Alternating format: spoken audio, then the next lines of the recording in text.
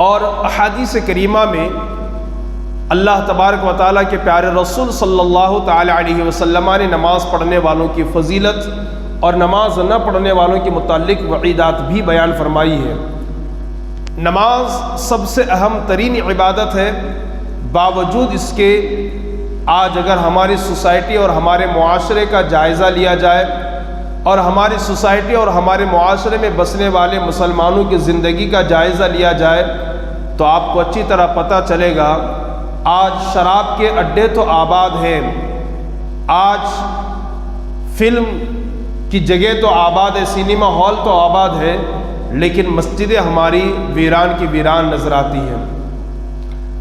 اتنا بڑا المیہ ہے کہ کبھی کبھی کچھ مسجدوں میں جماعت قائم کرنے کے لیے افراد موجود نہیں ہوتے، یا تو مسجد کا امام تنہا ہوتا ہے یا مسجد کا مؤذن تنہا ہوتا ہے۔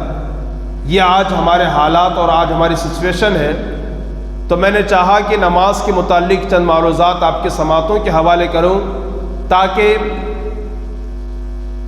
ہمارے اندر اور آپ کے اندر نماز پڑھنے کا شوق اور جذبہ پیدا ہو جائے، اور قیامت کے دن جو سب سے پہلا سوال نماز کے متعلق ہوگا اس میں اللہ پاک ہمیں اور آپ کو کامیابی عطا فرمائے۔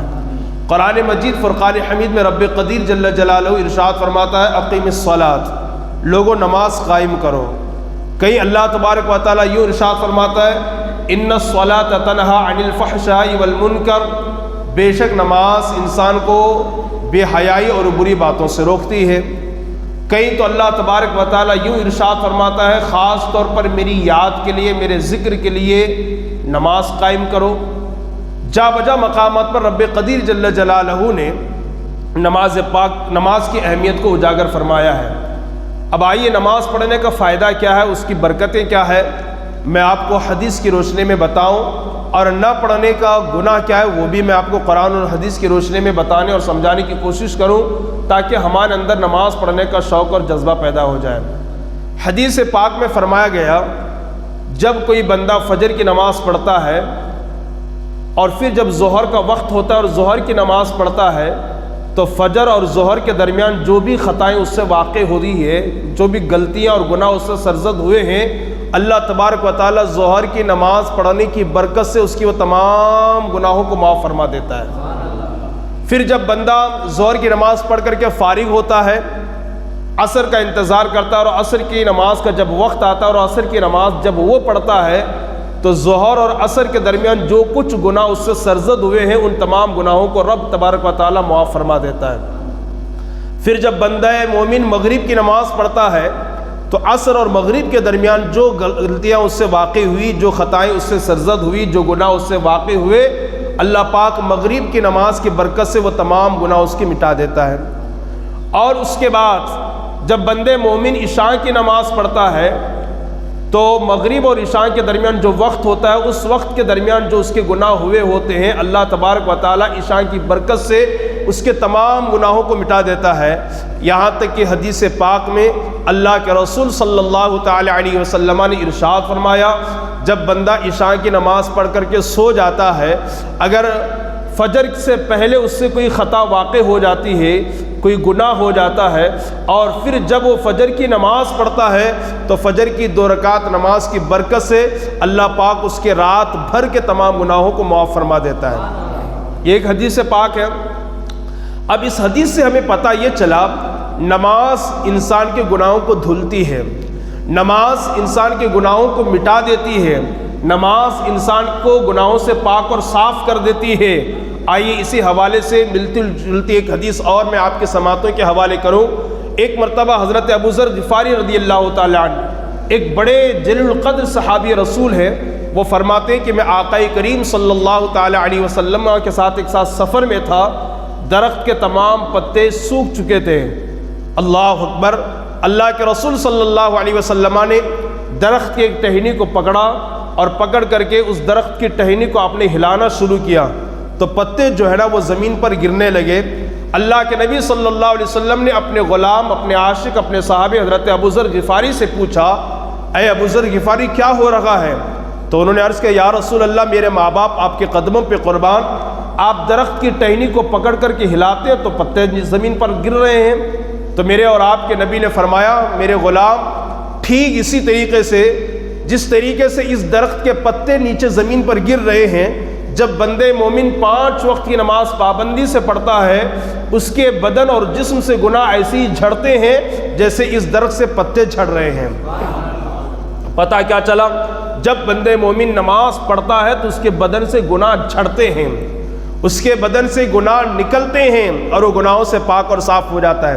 ایک اور حدیث پاک میں آپ کو سنا دوں، اللہ کے رسول صلی اللہ علیہ وسلم نے اپنے صحابہ سے مخاطب ہو کر کے ارشاد فرمایا میرے غلاموں تمہارا کیا خیال ہے، تم کیا کہتے ہو اس شخص کے بارے میں کہ جس کے گھر کے سامنے ایک نہر یا تالاب موجود ہے اور وہ اس نہر یا تالاب یا حوض میں دن میں 5 مرتبہ غسل کرتا ہے، دن میں 5 مرتبہ وہ نہاتا ہے، کیا اس کے بدن پر کوئی گندگی میل کچل باقی رہے گا؟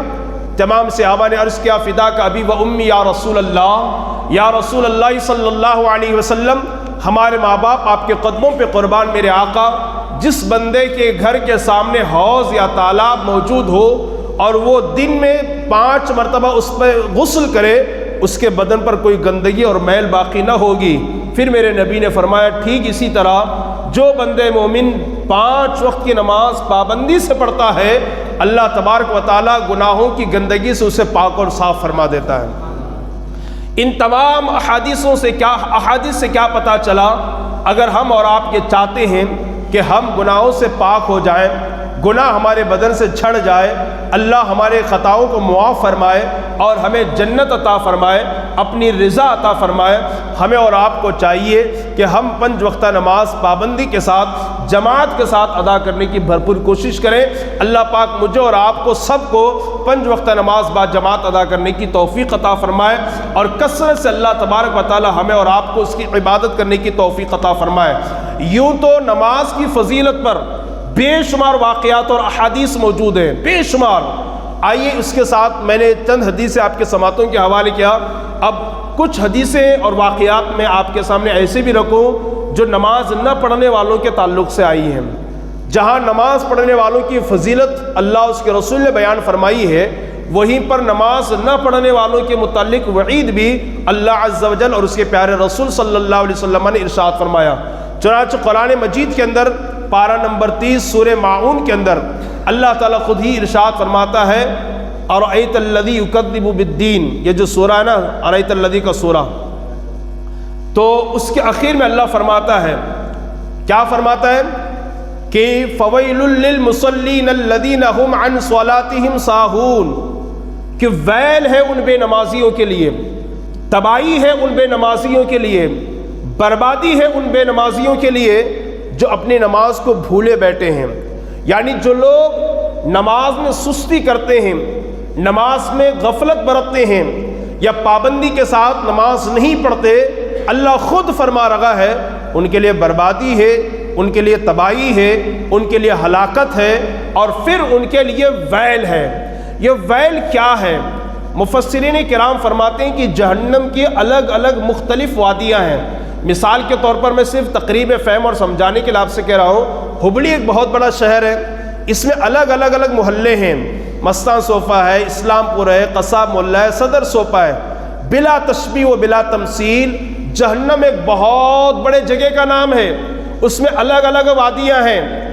شرابیوں کا یہ ٹھکانہ ہے، بے نمازیوں کا یہ ٹھکانہ ہے، چوروں کا یہ ٹھکانہ ہے، بے ادبوں کا یہ ٹھکانہ ہے۔ اس طریقے سے مشرکوں کا الگ ٹھکانہ ہے، کافروں کا الگ ٹھکانہ، سب کا الگ الگ ٹھکانہ ہے۔ ایسی ویل ایک الگ وادی کا نام ہے اور یہ اتنی خطرناک وادی ہے کہ پورا جہنم اس سے کانپتا ہے، پورا جہنم اس سے تھر تھر کانپتا ہے۔ تو اب یہ کس کے لیے بنایا گیا ہے؟ تو علماء فرماتے ہیں کہ یہ بے نمازیوں کے لیے بنایا گیا ہے، یعنی جو اپنی نماز میں غفلت برتتے ہیں یا نماز میں سستی اور کاہلی کرتے ہیں، ایسے بے نمازوں کو اس جہنم ویل وادی میں ڈالا جائے گا جو بہت ہی خطرناک ہے۔ اسی طریقے سے قرآن مجید فرقان حمید کے اندر اللہ تبارک و تعالیٰ خود ہی ارشاد فرماتا ہے کہ کچھ مسلمانوں کو فرشتے گھسیٹ کر جہنم کی طرف لے جا رہے ہوں گے، لوگوں کی نظر پڑے گی، لوگ کہیں گے ارے نادان انسان، تو مسلمان تھا، خدا کی وحدانیت کا اقرار کرتا، رسول کی رسالت کی گواہی دیتا، اسلام کو تو مانتا، آخرت پر تیرا ایمان تھا، قرآن پر تیرا ایمان تھا، تقدیر کے پر تیرا ایمان تھا، آج تو جہنم کی طرف کیوں جا رہا ہے؟ تو وہ جو کہیں گے نا جواب میں، اس کو رب نے پہلے ہی سے ارشاد فرما دیا کہ وہ جہنم میں جانے والے جہنم ہی کہیں گے لم نکو من المصلین، ہم مسلمان تو تھے، ہم مسلمان تو تھے، ہم قرآن تو پڑھتے تھے، ہم خدا کی وحدانیت کا اقرار تو کرتے تھے، رسول اللہ کو مانتے تھے، قرآن پر بھی ایمان تھا، قیامت پر بھی ایمان تھا، تقدیر پر بھی ایمان تھا، لیکن لم نکو من المصلین، ہم نمازی میں سے نہیں تھے، ہم نماز نہیں پڑھتے تھے، جس کی وجہ سے آج ہمیں جہنم میں ڈالا جا رہا ہے۔ پتہ کیا چلا؟ اگر انسان مسلمان ہو اور دیگر اعمال کرتا ہو لیکن وہ اگر نماز کا پابند نہیں ہے تو قیامت کے دن گھسیٹ کر فرشتے اسے جہنم میں ڈالیں گے۔ حضرات گرامی، اس طریقے سے اور بھی آیات ہیں قرآن میں نماز نہ پڑھنے والوں کے حوالے سے۔ اب آئیے چند حدیثیں بھی میں آپ کے سماعتوں کے حوالے کروں۔ اللہ اکبر۔ اللہ کے رسول صلی اللہ علیہ وسلم نے ارشاد فرمایا، کیا فرمایا؟ جو بے نمازی ہے ان کا حشر کن کے ساتھ ہوگا؟ کن کے ساتھ ان کا حشر ہوگا؟ میری اور آپ کی خواہش یہ ہے اللہ قیامت کے دن اگر ہمیں اٹھائے تو غوث اعظم کے ساتھ اٹھائے، خواجہ غریب نواز کے ساتھ اللہ ہمارا حشر فرمائے، حضرت سید فتح شاہ ولی کے ساتھ، حضرت مستان شاہ ولی کے ساتھ اللہ ہمارا حشر فرمائے۔ ہر ایک کی تمنا یہ ہے، ہر ایک کی خواہش یہ ہے، لیکن صرف خواہش کرنے سے کچھ ہوتا نہیں ہے نا۔ ایک طالب علم اگر یہ سمجھ لے، خواہش کر لے کہ میں امتحان میں پاس ہو جاؤں گا اور پڑھائی کچھ نہ کرے تو اس کی خواہش کی بنیاد پر وہ ایگزام میں پاس تو نہیں ہوگا۔ اگر وہ چاہتا ہے کہ ایگزام میں اچھے نمبرات سے وہ کامیاب ہو تو اسے محنت کرنا ہوگا۔ اب میں بیٹھے بیٹھے سوچ رہا ہوں کہ بھائی میری ایک اتنی زبردست بلڈنگ ہونی چاہیے اور اتنا بڑا گھر ہونا چاہیے، میرے گھر کے سامنے اتنی بڑی گاڑی ہونی چاہیے، سوچنے سے تو کچھ نہیں ہوگا نا، خواہش سے کچھ نہیں ہوگا۔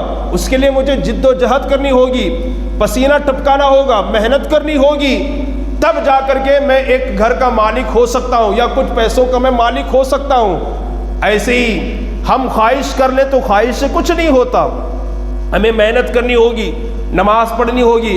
اگر اللہ والوں کا ساتھ چاہیے، صدیقین کا ساتھ چاہیے، شہداء کا ساتھ چاہیے، صالحین کا ساتھ چاہیے، علماء ربانیین کا ساتھ چاہیے تو ہمیں بھی ان کے نقش قدم پر چلتے ہوئے نمازوں کی پابندی کرنی چاہیے۔ اور اگر کوئی میرا مسلمان بھائی نماز کی پابندی نہیں کرتا ہے یا نماز کو اس کے وقت پر ادا کرنے کی کوشش نہیں کرتا ہے تو سنیے اللہ کے رسول صلی اللہ علیہ وسلم نے کیا فرمایا؟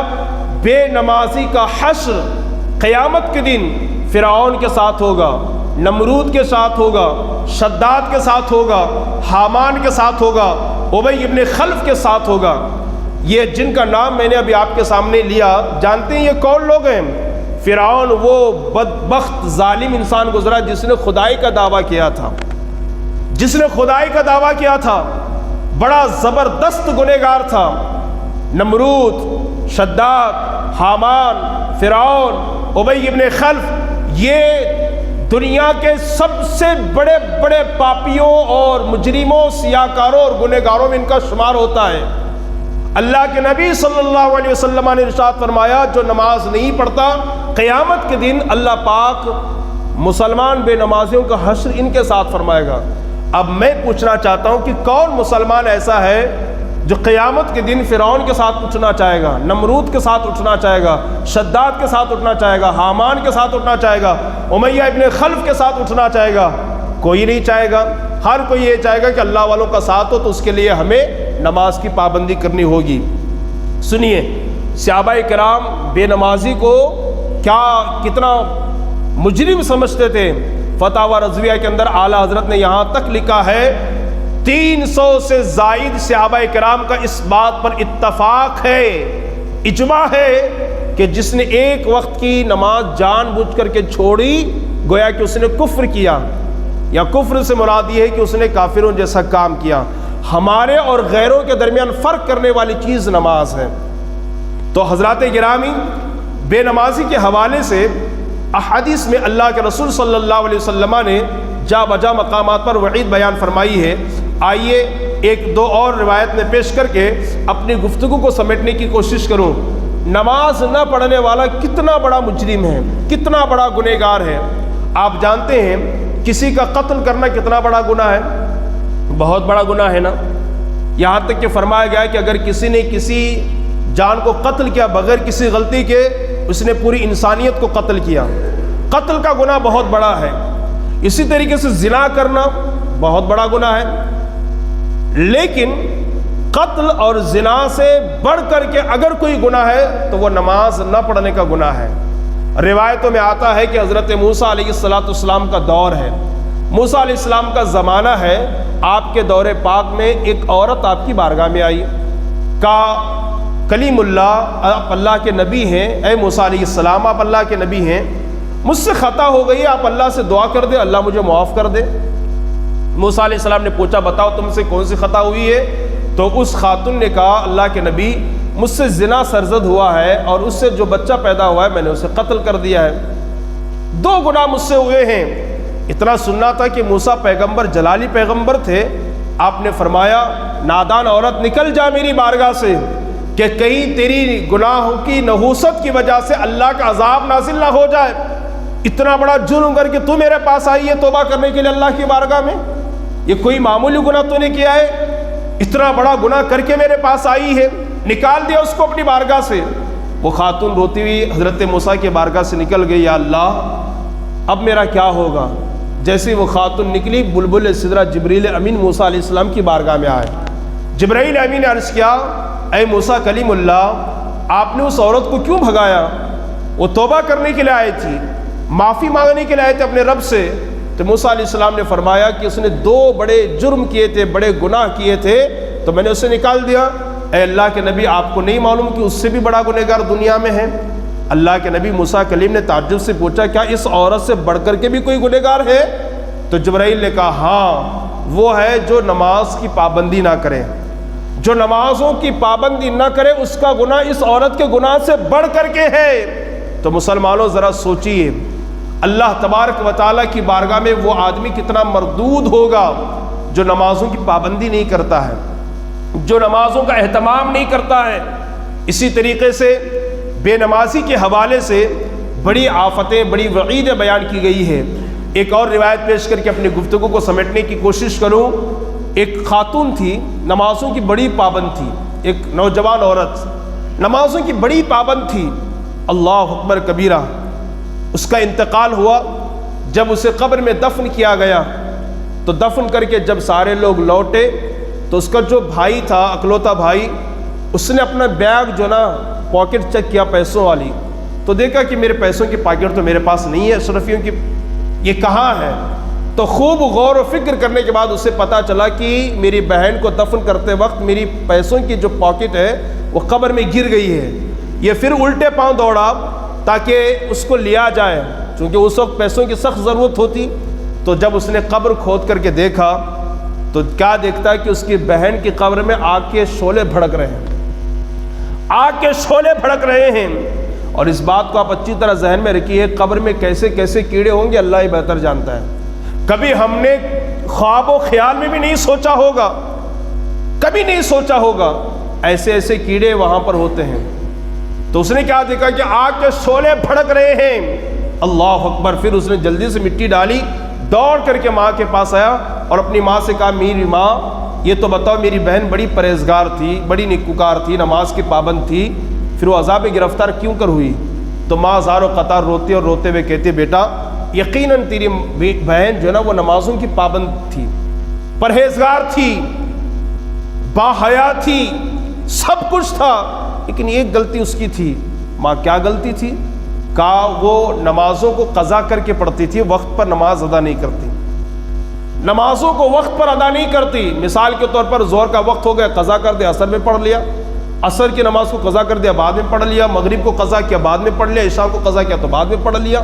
میں آپ سے پوچھنا چاہتا ہوں، یہ روایت آج بھی کتابوں میں موجود ہے، جو نماز پڑھے لیکن وقتوں پر نہ پڑھے اللہ اس سے عذاب گرفتار کر سکتا ہے۔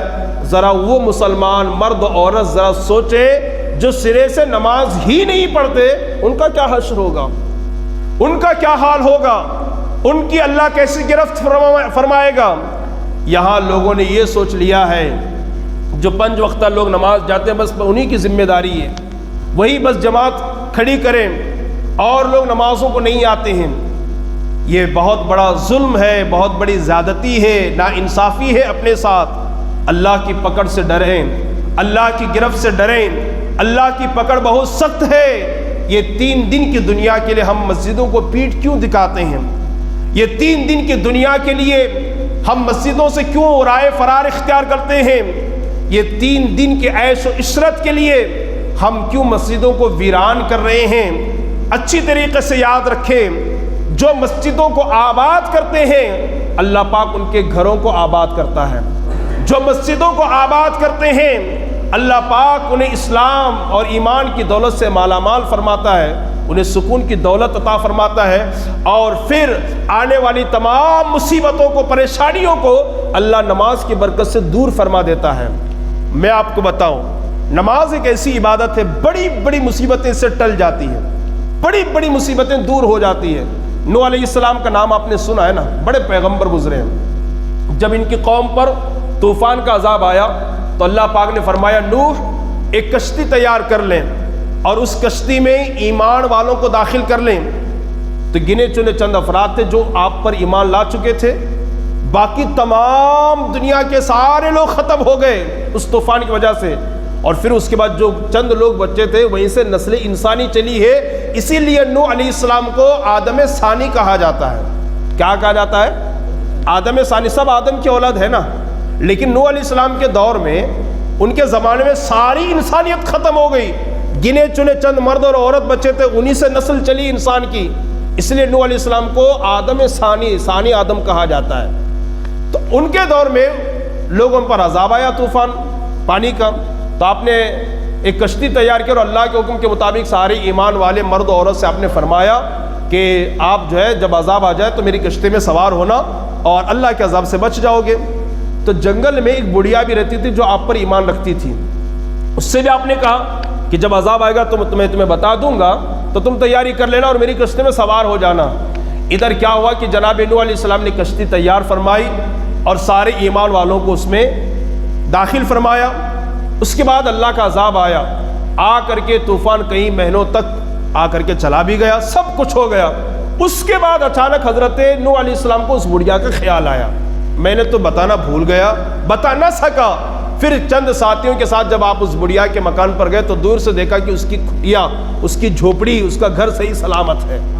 آپ کو تسلی ہوئی، آپ گھر کے قریب گئے اور جا کر کے بڑھیا کو آپ نے سلام پیش کیا۔ بڑھیا نے تعجب سے کہا اللہ کے نبی نوح علیہ السلام کیا طوفان آ گیا؟ کیا اللہ کا عذاب آ گیا؟ نوح علیہ السلام نے فرمایا طوفان آیا بھی اور چلا بھی گیا، اللہ کا شکر ہے کہ تو بھی سلامت ہے، تیرا گھر بھی سلامت ہے۔ تو اس بڑھیا نے کہا اللہ کے نبی میں نماز میں مشغول تھی، خدا کی عبادت میں مشغول تھی، طوفان کب آیا کب چلا گیا مجھے خبر ہی نہ ہو سکی۔ پتہ کیا چلا؟ طوفان جیسا عذاب بھی نمازی کو نقصان نہیں پہنچا سکتا۔ آج ہمیں نقصان پہنچ رہا ہے، آج ہم بے قرار ہیں، آج ہم بے چین ہیں، آج ہمیں اچھے اچھے گرم گرم نرم نرم گدوں پر سکون کی نیند نہیں آتی ہے۔ وجہ سب سے بڑی یہ ہے نماز کے ہم پابند نہیں ہیں۔ اچھے کپڑے پہننے کے بعد بھی، اچھا کھانا کھانے کے بعد بھی سکون نہیں ہے، اچھے گھر میں رہنے کے بعد بھی، اچھی گاڑی میں سفر کرنے کے بعد بھی سکون نہیں ہے، اطمینان نہیں ہے۔ وجہ سب سے بڑی یہ ہے کہ ہم نماز کے پابند نہیں ہیں۔ لیکن جو لوگ نماز کے پابند ہیں وہ چٹائی پر سوتے ہیں تو سکون کی نیند سوتے ہیں، جو نماز کے پابند ہیں وہ چٹنی روٹی کھاتے ہیں تو سکون کے ساتھ وہ لوگ سوتے ہیں، وہ گرمی میں بغیر پنکھے کے سوتے ہیں تو سکون کی نیند سوتے ہیں۔ سکون اللہ نے نہ عیش و عشرت میں رکھا ہے، نہ دولت میں رکھا ہے، نہ مکان زمین جائیداد میں رکھا ہے۔ سکون اگر کہیں ہے تو اللہ کی عبادت میں ہے، خدا کے ذکر میں ہے۔ خود قرآن میں رب نے فرمایا الا بذکر اللہ تطمئن القلوب، خبردار خبردار، دلوں کا چین خدا کے ذکر میں ہے، دلوں کا سکون، دلوں کا قرار خدا کے ذکر میں ہے۔ اس لیے اللہ والے اتنے سکون سے رہتے تھے، اتنے سکون سے رہتے تھے کہ کچھ بھی ہو جائے وہ بے چین رہتے ہیں، بے قرار رہتے ہیں۔ آج نمازوں کی پابندی نہ کرنے کا نتیجہ یہ ہے مسجدیں ہمارے ہاتھوں سے نکل رہی ہے، مسجدیں ہمارے ہاتھوں سے نکل رہی ہے۔ آج اور کل کی تازہ ترین خبر یہ ہے، ایک اور ہے ٹیلے والی مسجد، اس پر بھی باضابطہ یہ کیس ہو گیا کہ یہ مسجد نہیں ہے، مسجد نہیں ہے۔ جو مسجد جا چکی ہے وہ تو جا چکی ہے، اور جن پر بحث ہو رہی وہ ہو رہی ہے، ایک اور مسجد ہے۔ یہ سب کیوں ہو رہا ہے؟ ہم نے مسجدوں کو آباد کرنا چھوڑ دیا ہے، ہم نے مسجدوں کو بھرنا چھوڑ دیا ہے۔ اللہ اکبر مسلمانوں، یہ مستان صوفے کی اتنی شاندار مسجد کیا قیامت کے دن اللہ کی حضور یہ ہماری شکایت نہ کرے گی؟ بلکہ کتابوں میں لکھا ہے، علماء فرماتے ہیں یہ مسجد اللہ کی بارگاہ میں رو رو کر کے شکایت کرے گی، مولا ان کو تو جہنم میں ڈال دے، اس لیے کہ انہوں نے مجھے بہت ستایا، بہت تڑپایا، بہت پریشان کیا، بہت بھوکا اور پیاسا رکھا۔ اللہ پاک مسجد سے پوچھے گا، مسجد کیا تجھے بھی بھوک لگتی؟ کیا تجھے بھی پیاس لگتی؟ مسجد کہے گی ہاں مولا، اگر یہ فجر میں آتے تو میرا پیٹ بھر جاتا، ظہر میں آتے تو مجھے سکون مل جاتا، عصر مغرب عشاء میں آتا تو میری بے قراری دور ہو جاتی۔ زندگی بھر انہوں نے مجھے بھوکا رکھا، زندگی بھر انہوں نے مجھے تڑپایا ہے، مولا انہیں جہنم میں ڈال۔ تو اللہ مسجد کی پکار کو سنے گا، اس کی سفارش کو قبول فرمائے گا، اور بے نمازیوں کو اللہ پاک جہنم میں ڈال دے گا۔ اس لیے مسجدوں کو آباد کریں، عزت، سکون، وقار، سربلندی چاہتے ہیں، نمازوں کے پابند بنیں۔ اللہ اکبر کبیرہ۔ بے نمازی کے حوالے سے بڑی بڑی روایتیں موجود ہیں۔ ابھی ایک اور حدیث بتا کر میں اپنی گفتگو ختم کر دوں گا، اس سے پہلے امام اہل سنت، امام عشق و محبت سیدی سرکار الشاہ امام احمد رضا رضی اللہ تعالیٰ عنہ کا ایک واقعہ میں آپ کو بتاؤں کہ وہ نمازوں کے کتنے بڑے پابند تھے، نمازوں کے کس قدر وہ پابند تھے۔ دیکھیے ہماری شریعت کہتی ہے اگر آپ تکلیف میں گرفتار ہیں، مصیبت میں گرفتار ہیں، مسجد تک نہیں آ سکتے تو آپ اپنے گھر میں نماز پڑھیے، آپ کو اللہ پاک مسجد میں نماز پڑھنے کا ثواب عطا فرمائے گا۔ بہت تیز بارش ہے، مسجد تک نہیں آ سکتے، شریعت کہتی ہے گھر میں نماز پڑھیں، نماز مسجد جماعت چھوڑنے کا گناہ آپ کو نہیں ملے گا۔ شریعت کہتی ہے بہت زیادہ اندھیرا ہے، راستہ صحیح سے دکھتا نہیں ہے، کہیں گر جائیں گے، یقین ہے، تو شریعت کہتی ہے گھر میں نماز پڑھیے، مسجد میں آنے کا ثواب اللہ آپ کو دے گا۔ بہت بیمار ہے، مسجد تک نہیں آ سکتے تو اجازت ہے گھر میں نماز پڑھیے۔ شریعت کہتی ہے کسی دشمن ڈاکو کا ڈر ہے، جاؤں گا تو جان لیوا حملہ کرے گا، گھر میں نماز پڑھیے۔ کسی جنگلی جانور کا ڈر اور خطرہ ہے کہ حملہ کرے گا، مسجد میں نہیں، گھر میں نماز پڑھیے۔ اس طریقے سے کچھ عذر ہیں، کچھ مصیبتیں ہیں، ان کی بنیاد پر اسلام اور ہماری شریعت کہتی ہے کہ آپ گھر میں نماز پڑھیں، اللہ آپ کو مسجد میں نماز پڑھنے کا ثواب عطا فرمائے گا۔ لیکن میں آپ کو اعلیٰ حضرت عظیم البرکت کے بارے میں بتاؤں، اعلیٰ حضرت عظیم البرکت کا آخری عمر چل رہا ہے، بالکل آخری عمر، چند ہی مہینوں کے بعد پھر آپ کا وصال بھی ہو گیا۔ اعلیٰ حضرت عظیم البرکت کا آخری وقت چل رہا ہے، سخت بیمار ہیں، بہت بیمار ہیں، اللہ اکبر کبیرہ۔ اس کے باوجود بھی آپ مسجد میں حاضر ہو کر جماعت کے ساتھ نماز پڑھتے ہیں۔ نوبت یہاں تک پہنچی کہ چلنے کی طاقت نہیں، لوگ کرسی پر بٹھاتے، کرسی اٹھا کر کے لاتے، مسجد میں چھوڑتے، اور پھر آپ جماعت میں کھڑے ہو کر کے نماز پڑھتے۔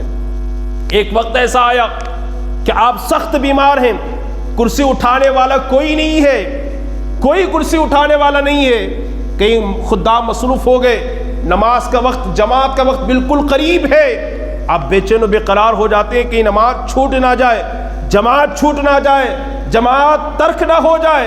اللہ اکبر، کافی دیر تک آپ نے انتظار کیا، لیکن جب دیکھا کوئی آنے والا نہیں تو گھر سے نکل کر مسجد رضا تک آپ پیر گھسیٹتے ہوئے مسجد رضا میں آتے اور جماعت کے ساتھ آپ نماز پڑھتے ہیں۔ حضرات گرامی، ہمارے اکابرین کے اندر، ہمارے بڑوں کے اندر نماز کا یہ اہتمام تھا، نماز کی یہ پابندی تھی۔ یہی وجہ ہے کہ آج ان کی قبروں پر پھولوں کی برسات ہوتی ہے، آج ان کے قبروں پر چادروں کی برسات ہوتی ہے، آج لوگ ان کے ناموں کو آج بھی اپنے محفلوں میں زندہ رکھے ہوئے ہیں، بلکہ اعلیٰ حضرت کو وصال کے ہوئے 100 سے زیادہ ہو گیا۔ بلکہ ہمارے کچھ اساتذہ کے بارے میں آپ کو بتاؤں، کچھ حضرت مفتی اعظم ہند ہے اور ان کے شاگرد علماء کرام ہیں، ان کا کہیں پروگرام ہوتا ہے نا، جیسے یہاں سے بمبئی جانا ہے، یہاں سے بہار جانا ہے، یہاں سے اتر پردیش جانا ہے، یہاں سے بنگلور جانا ہے، یہاں سے فلاں دور دور علاقے میں جانا ہے، ٹرین فلائٹ سے جانا ہے، تو جانتے ہیں کتابوں کا حوالہ بھی ہمارے پاس ہے، اس کے علاوہ آج وہ علماء بھی زندہ ہیں۔ سب سے پہلا ان کا سوال کیا ہوتا ہے، یہ نہیں پوچھتے کہ ٹکٹ کنفرم ہوئی کہ نہیں ہوئی، یہ سوال نہیں ہوتا ان کا، یہ سوال ان کا نہیں ہوتا کہ ٹکٹ کنفرم ہوئی کہ نہیں ہوئی، یہ سوال نہیں ہوتا کہ وہاں اسٹیشن سے لینے کون آئے گا، بلکہ سب سے پہلا سوال یہ ہوتا ہے کہ اس پورے سفر میں کہیں میری کوئی نماز تو نہیں چھوٹے گی، کہیں میری کوئی نماز قضا تو نہیں ہوگی، نماز پڑھنے کا موقع تو ملے گا۔ بلکہ حضور مفتی اعظم ہند ایک مرتبہ ٹرین سے سفر فرماتے ہیں، اور اسی طریقے سے ایک اور اللہ کے نیک بندے عالم ربانی ہے، وہ سفر کرتے ہیں تو ٹرین چند منٹوں کے لیے وہ اسٹیشن پہ رکتی ہے، آپ اپنے مریدین سے کہتے ہیں کہ چلو نماز پڑھتے ہیں، حضور یہاں تو بس 2-3 منٹ ٹرین رکے گی، چلا ٹرین جائے گی تو جائے گی، کوئی بات نہیں ہے، لیکن نماز نہیں جانی چاہیے۔ آپ وہیں کھڑے ہو کر کے آپ نے اسٹیشن میں نماز پڑھنا شروع کیا۔ نماز کی برکت یہ ہے کہ جب تک آپ نماز پڑھتے رہے ٹرین رکتی رہی، اور پھر جب نماز سے فارغ ہو کر آپ ٹرین میں داخل ہوتے ہیں تو ٹرین جو ہے نا وہ چلنا شروع کر دیتی ہے۔ یہ نماز کی برکتیں ہیں، نماز کی۔ یہ تو بڑے بڑے لوگ ہو گئے جی، بڑے بڑے لوگ ہو گئے، علماء کی میں بات کر رہا ہوں، جو غیر عالم ہے نا، غیر عالم کہیں دور مت جائے گا۔ آج بھی ہبلی میں کچھ ایسے لوگ ہیں حجاج کرام، نماز اور جماعت کی اتنے پابند ہیں، کبھی کبھی میری ملاقات ہو گئی، حج صاحب آج آپ ادھر نہیں مولانا، وہ کیا ہے نا ہمارے یہاں 1:15 بجے اذان 1:30 بجے جماعت ہے، تو وہاں جماعت چھوٹ گئی، میں نے سنا کہ آپ کے یہاں 1:30 بجے اذان 1:45 کی جماعت ہے، تو تاکہ جماعت مل جائے اس لیے یہاں پر آ گیا۔ لوگ جماعت کی اتنے پابند ہیں، ان کا نام ان کی تصویر سب میرے ذہن میں ہے، اللہ ان کو سلامت رکھے۔ نہ وہ عالم ہے، نہ وہ مفتی ہیں، نہ وہ حافظ ہیں، نہ وہ قاری ہیں، لیکن نماز کی اتنے پابند ہیں، اتنے پابند ہیں کہ محلے میں جماعت چھوڑ گئے تو دوسرے محلے میں جماعت سے پڑھتے ہیں، اور اگر جماعت چھوٹ گئی تو بعد میں پڑھ ہی لیتے ہیں، اتنے پابند ہیں۔ یہ ان کے قدموں کی برکت ہے کہ اللہ پاک ہمیں روزی روٹی دے رہا ہے۔ آپ بھی اگر چاہتے ہیں کہ اللہ آپ کو سکون دے، گھر میں برکتیں عطا فرمائے اور بے شمار برکتیں اللہ پاک کو آپ کو عطا فرمائے، تو نمازوں کی پابندی کریں، نمازوں کا اہتمام کریں۔ بس ایک آخری حدیث سنا کر اپنی گفتگو ختم کر دوں۔ جو جماعت نماز تو پڑھتا لیکن جماعت کا اہتمام نہیں کرتا، حدیث میں نبی نے فرمایا اللہ پاک اس کو 12 مصیبتوں میں گرفتار فرماتا ہے۔ کتنی مصیبتوں میں؟ بولیے ذرا زور سے بولیے۔ میں آج آپ کو 2 بجے تک نہیں تھکاؤں گا، ٹھیک ہے، جلدی ختم کر دوں گا، ٹھیک ہے، لوگ ہے نا بس 5 منٹ میں گفتگو ختم۔ جو لوگ باہر کھڑے ہو کے سن رہے ان سے گزارش ہے کہ جلدی مسجد میں آ جائیں، چونکہ انشاءاللہ جلدی ہم جو ہے نماز سے فارغ ہونے کی کوشش کریں گے۔ جو لوگ نماز تو پڑھتے ہیں لیکن جماعت کی پابندی نہیں کرتے، جماعت کی پابندی نہیں کرتے، اللہ پاک 12 مصیبتوں میں انہیں گرفتار کرے گا۔ وہ 12 مصیبتیں کیا ہیں؟ سنی حدیث پاک میں نبی نے فرمایا 3 دنیا میں مصیبت آئے گی بے نمازی کو۔ پہلا یہ ہے کہ اس کے رزق سے اللہ برکت کو اٹھا لے گا، برکت ہی نہیں ہو پائے گی۔ آپ کو کتنے لوگ میں آپ کو بتا سکتا ہوں، ہے نا، کئی مرتبہ میں نے اس کو ذکر بھی کیا ہے، پھر دوبارہ میں آپ سے عرض کر رہا ہوں، اچھی پیمنٹ ہے، اچھی تنخواہ ہے، 70,000، 1 لاکھ، 1.5 لاکھ، کوئی تو کاروبار میں خوب کماتا ہے، لیکن ہمیشہ رونا، جی برکت ہی نہیں ہے، جی برکت ہی نہیں ہے۔ اور کسی امام صاحب سے پوچھو حضرت شادی ہوئی ہے؟ الحمدللہ جی۔ کتنے بچے ہیں؟ ہاں بس 6-7 بچے ہیں۔ اور تنخواہ کتنی جی؟ نا وہی 10,000 12,000 روپے۔ گھر کیسا چلا؟ سبحان اللہ جی، ماشاء اللہ۔ یہ مولانا ہی آپ کو بولے گا۔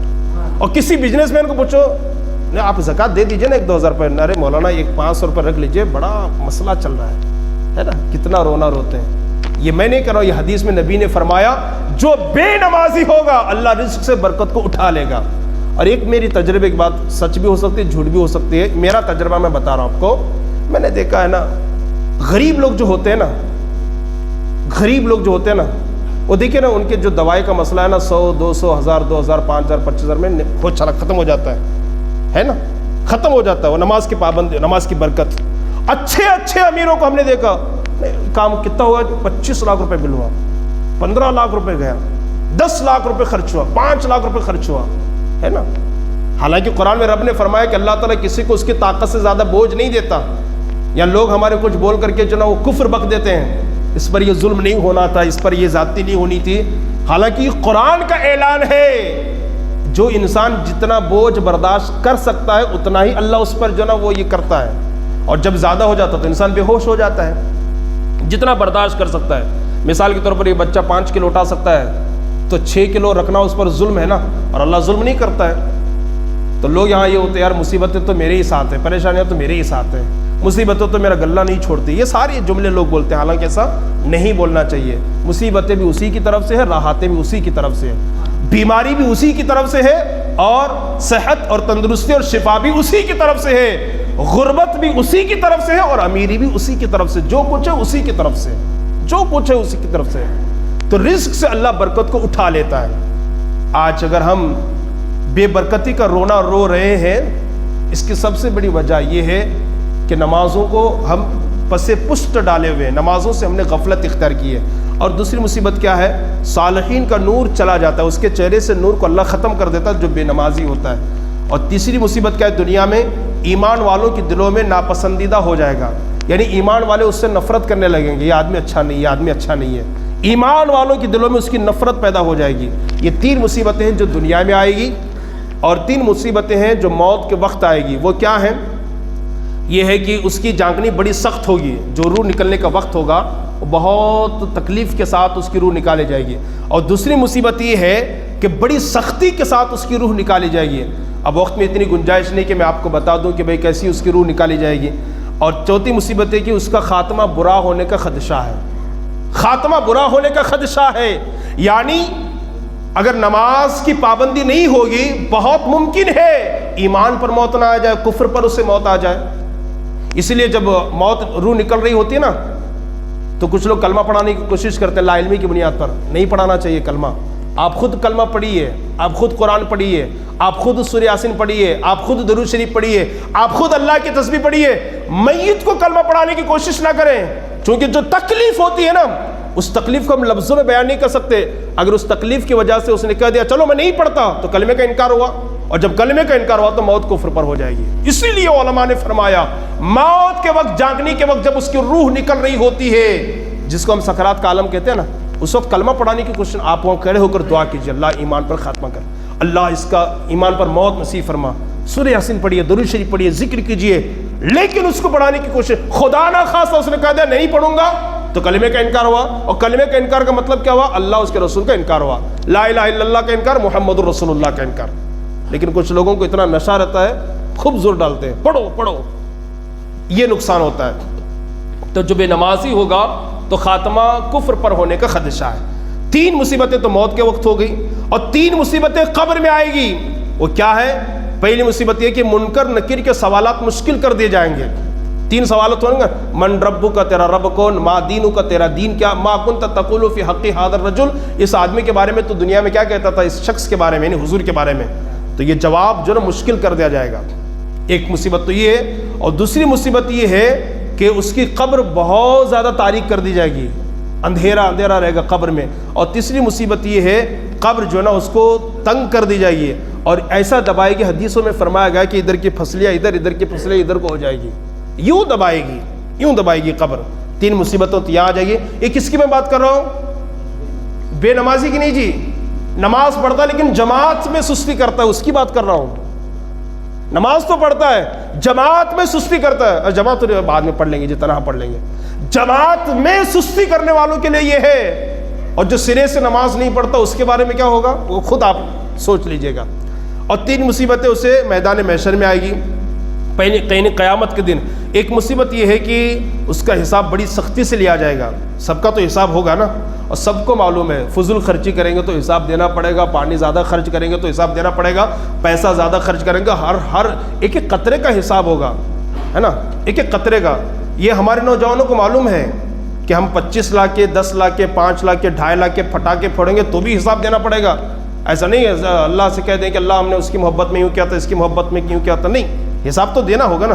بلکہ ہمارا اسلام کہتا ہے کہ وضو میں پانی زیادہ مت خرچ کیجیے گا، تو وہ اسلام کیسے آپ کو اجازت دے دے گا کہ آپ اپنے جو ہے نا وہ فنکشنوں میں فضول خرچی کریں، پیسے خوب زیادہ خرچ کریں، خوب زیادہ خرچ کریں؟ یہ ہماری سچویشن اور یہ ہماری حالت ہے۔ تو حساب سختی کے ساتھ لیا جائے گا، اور اتنی سختی کے ساتھ اس کا حساب ہوگا، اللہ اکبر۔ میں آپ کو بتاؤں، اس سے پہلے بھی میں نے آپ کو بتایا تھا، اللہ کا جو جلال ہوگا نا اس وقت، جو غضب ہوگا نا، یہاں اگر کوئی استاد بچے کو ڈانٹتا نا غصے سے، میرا تجربہ ہے، کچھ بچے اپنے پیشاب کی جگہ پر ہاتھ رکھ لیتے ہیں، اور تھوڑا ڈانٹ دیں پیشاب کر لیں گے، انسان تو انسان ہی ہے نا، انسان سامنے والا بھی انسان. اللہ کا جو جلال ہوگا نا، اللہ کا جو جلال اور جو غضب ہوگا نا پوچھنے کا، کسی کے اندر ہمت ہے جو سامنے کھڑے ہو کر کے جواب دے؟ بلکہ علماء نے فرمایا عیسیٰ علیہ السلام اللہ کے نبی ہیں جی، بہت بڑے نبی ہیں، جو 5 پیغمبر بڑے نا ان میں ان کا شمال ہوتا ہے. ان کی قوم ان کو خدا کا بیٹا کہتی ہے نا. اللہ خوب جانتا ہے کہ کبھی عیسیٰ علیہ السلام نے نہیں کہا کہ تم مجھے خدا کا بیٹا بولو. کبھی عیسیٰ علیہ السلام نے یہ تعلیم نہیں دی. یہی کہتے رہے خدا ایک ہے، خدا کی عبادت کرتے رہو، اللہ کی عبادت کرتے رہو. لیکن حضرت عیسیٰ علیہ السلام سے جب خدا پوچھے گا نا، عیسیٰ کیا تم نے ان سے کہا تھا کہ یہ تمہیں خدا کا بیٹا مانے؟ تو اس وقت جو اللہ کا جو جلال، جو غضب ہوگا، اس غضب کا حضرت عیسیٰ پر ایسا خوف طاری ہوگا، ایسا ڈر اور ایسی خشیت طاری ہوگی.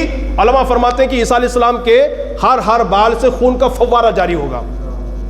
ہر بال سے، بدن کے ہر بال سے خون کا فوارہ جاری ہوگا. حالانکہ اللہ بھی جانتا ہے عیسیٰ علیہ السلام نے ایسا نہیں کہا، اور عیسیٰ علیہ السلام نے کبھی نہیں کہا کہ مجھے خدا کا بیٹا کہو. یہ ان کی خرابی ہے کہ یہ عیسیٰ کو خدا کا بیٹا کہتے ہیں. لیکن قیامت میں جب اللہ لوگوں کے سامنے عیسیٰ سے سوال کرے گا تو اللہ کا جو جلال ہوگا، جو غضب ہوگا، اس غضب، اس جلال کا ڈر، خوف، خشیت عیسیٰ پر ایسے طاری ہوگا کہ عیسیٰ علیہ السلام کے ہر بدن کے بال سے خون کا فوارہ جاری ہوگا، خون نکلے گا. تو عیسیٰ جیسے پیغمبر پر خدا کا یہ خوف طاری ہوگا. سوچو ذرا، اللہ آپ سے اور ہم سے پوچھے کیا تو شراب پیتا تھا؟ کیا اذان کے وقت بھی تو مسجد کو پیٹ دکھا کر کے جاتا تھا؟ کیا تو ماں باپ کے ساتھ بدتمیزی کرتا تھا؟ کیا تو سود کھاتا تھا؟ کیا تو تاش کے پتے اڑاتا تھا، کھیلتا تھا؟ تب کیا جواب ہوگا؟ تب اللہ کی بارگاہ میں ہمارا کیا جواب؟ ہم پر کیسا خوف طاری ہوگا؟ ہم پر خوف کیسا طاری ہوگا؟ سوچے نا اس چیز کو. اور یہ ہونے والا ہے، یہ ہونے والا ہے، پھر بھی ہم غفلت کے شکار ہیں جی. تو قیامت کے دن جو مصیبت آئے گی وہی سختی کے ساتھ اس کا حساب لیا جائے گا. اور دوسری چیز ہے کہ اللہ کا غضب اس پر نازل ہوگا. اور تیسری بات ہے کہ آخر میں اس کو آگ میں جلا دیا جائے گا، ڈال دیا جائے گا، جہنم میں ڈال دیا جائے گا. یہ 12 مصیبتیں ہیں جو میرے اور آپ کے نبی نے فرمایا کہ اللہ پاک بے نمازی جو جماعت کی پابندی نہیں کرتا ہے، اللہ پاک موت سے پہلے سے لے کر کے قیامت تک ان 12 مصیبتوں میں سے گرفتار فرمائے گا. اللہ اسے عذاب دے گا، اس کے رزق سے برکت اٹھ جائے گی، چہرے سے نور نکل جائے گا. مسلمانوں، آج حالات ہمارے بد سے بدتر ہوتے جا رہے ہیں. خدا را اگر ترقی، کامیابی، سکون چاہتے ہیں، چھوڑیے سب گناہوں کو، چھوڑیے سب دروازوں کو، ایک خدا کی بارگاہ میں آ جائیے. ڈاکٹر اقبال نے بہت پہلے کہا تھا، یہ ایک سجدہ جسے تو گراں سمجھتا ہے، 1000 سجدوں سے دیتا ہے آدمی کو نجات. یہاں جھک جائیے گا اور کہیں آپ کو جھکنے کا موقع نہ ملے گا. اللہ اکبر. آج ہمارے ملک کے حالات ہوں، دنیا بھر کے ہمارے حالات ہوں، بس سے بدتر ہوتے جا رہے ہیں. ظلم و تشدد کس پر ہو رہا ہے؟ ہم پر ہو رہا ہے. زمین اتنی چوڑی ہونے کے باوجود چھوٹی اور تنگ ہو رہی ہے، ہمارے لیے ہو رہی ہے. اس لیے مسلمانوں، یہ سب ہمارے اپنے ہاتھوں کی کمائی ہے، یہ ہمارے گناہوں کی سزا ہے. اس لیے گزارش یہ ہے، چھوڑ دیجئے ان سب گناہوں کو، چھوڑ دیجئے ان سب عیاشیوں کو، چھوڑ دیجئے ان سب فضول خرچیوں کو، چھوڑ دیجئے. آؤ، اللہ کا گھر اتنا سکون کا گھر ہے، اتنا شانتی کا گھر ہے، اتنا بہترین گھر ہے. دنیا میں جنت کہا گیا ہے مسجد کو، اس کو آباد کریں. رب کعبہ کی قسم، آپ نے اگر اللہ کے گھر کو آباد کیا، دنیا میں اللہ آپ کو آبادی عطا فرمائے گا. لیکن اگر آپ نے ایسا کیا کہ اللہ کی بارگاہ سے دور بھاگتے رہے، اللہ کے گھر کو پیٹ دکھاتے رہے، تو یاد رکھیے اور بھی ہمارے ساتھ جو ہے نا وہ بدسلوکیاں ہو سکتی ہے، اور بھی ہمارے ساتھ زیادتیاں ہو سکتی ہے، اور بھی ہمیں زیادہ رونا پڑ سکتا ہے.